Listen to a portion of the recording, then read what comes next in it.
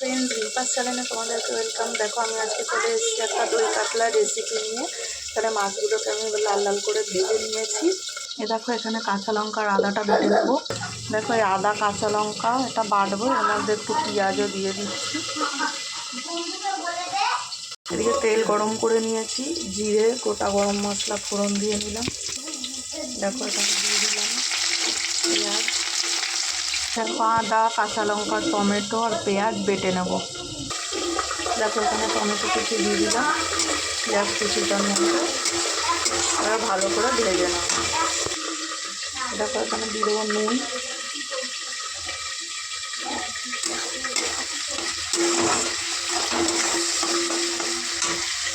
এখানে দেখো নিয়েছি টক দই, দিয়ে দেবো ধনে গুঁড়ো।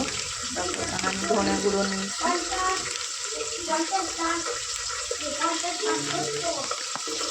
দেবো জিরে গুঁড়ো।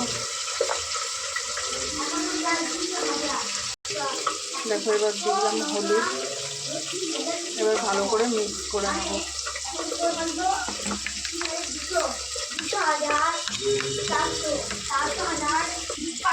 দেখো এখানে এই বেটে রাখা মশলাটা দিয়ে দেবো।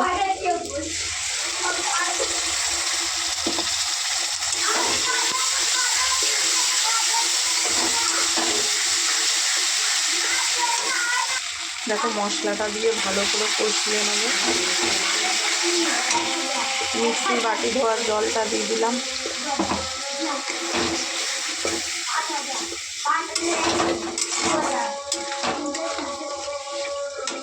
দেখো এখানে আমি সাদা তিল কাজু কিশমিশ আর চিনেবাদাম ভিজিয়ে রেখেছিলাম, এটা বেটে নেব। সাদা তিল কাজু কিশমিশ আর চিনেবাদাম এটাকে আমি বেটে নেব। এদিকে দেখো মশলা কষানো হয়ে গেছে। এবার দইয়ের সাথে যে জিরে গুঁড়ো ধনে গুঁড়ো আর হলুদ মিশিয়ে মিক্স করে রেখেছিলাম এটা দিয়ে দেবো।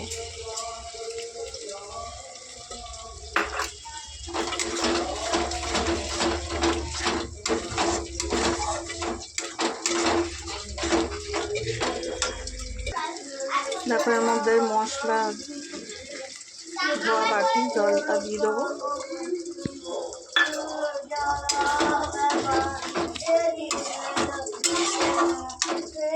দেখো মশলা কিন্তু ভালো করে কষানো হয়ে গেছে। এবারে সাদা তিল কাজু কিশমিশ আর চিনেবাদাম বাটাটা দিয়ে দেবো।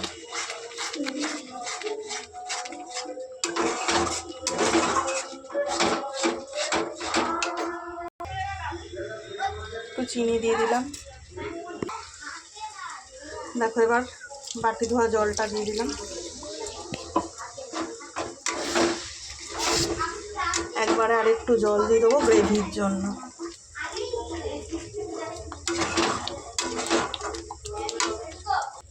দেখো ঝোল কিন্তু ফুটে গেছে, একে একে ভেজে রাখা মাছগুলো সব দিয়ে দেবো।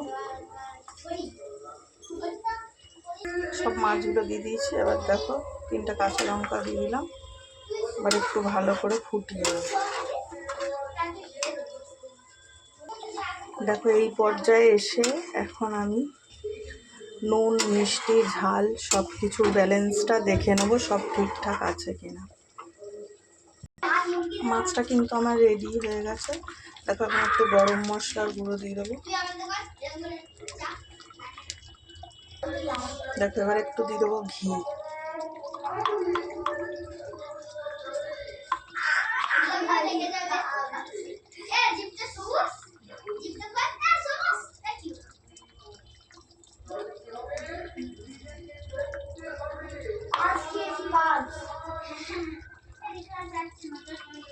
ঘিটা একটু জমে রয়েছে বলে পড়তে দেরি হচ্ছে।